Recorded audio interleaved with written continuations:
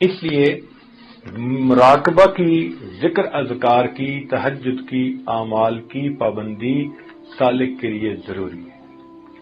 اور آج کل کے سالک تو بس یہ چاہتے ہیں ہمیں کچھ نہ کرنا پڑے، جو کرنا ہے پیر صاحب خود ہی کر لیں، بس جو کرنا ہے وہ پیر صاحب ہی کریں، وہ جانے، ان کا کام جانے۔ اس لیے آتے ہیں تو آج کل آ کے پیر صاحب سے 3 باتیں کرتے ہیں۔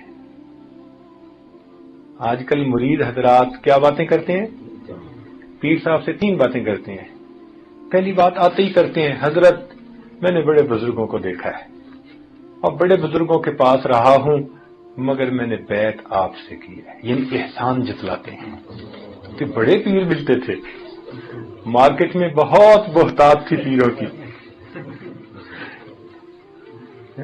مگر حضرت صاحب میں نے آپ کو چنا ہے، یعنی میرا آپ پر احسان ہے۔ دوسرے لفظوں میں تو پہلی بات یہ کرتے ہیں، حضرت میں نے فلاں بزرگ کی صحبت میں بیٹھا، فلاں کی محفل میں بھی گیا، فلاں کے پاس بھی بیٹھا، یہ سارے تذکرے کرتے ہیں۔ اب تذکرے کر کے پھر کہتے ہیں بس حضرت میں نے آپ سے بیعت کی، بس حضرت مجھ سے تو کچھ ہوتا نہیں، آپ ہی توجہ ڈال دیں،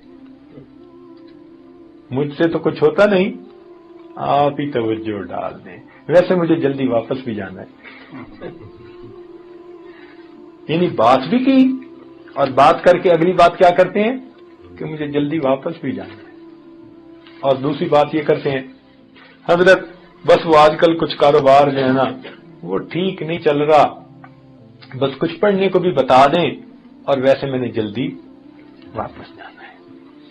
اور تیسری بات کرتے ہیں، حضرت بس وہ بیوی جو ہے نا وہ پوری طرح ہر بات نہیں مانتی، کچھ پڑھنے کو بھی بتا دیں، وہ میری مٹھی میں آ جائے، ویسے میں نے جلدی گھر جانا ہے۔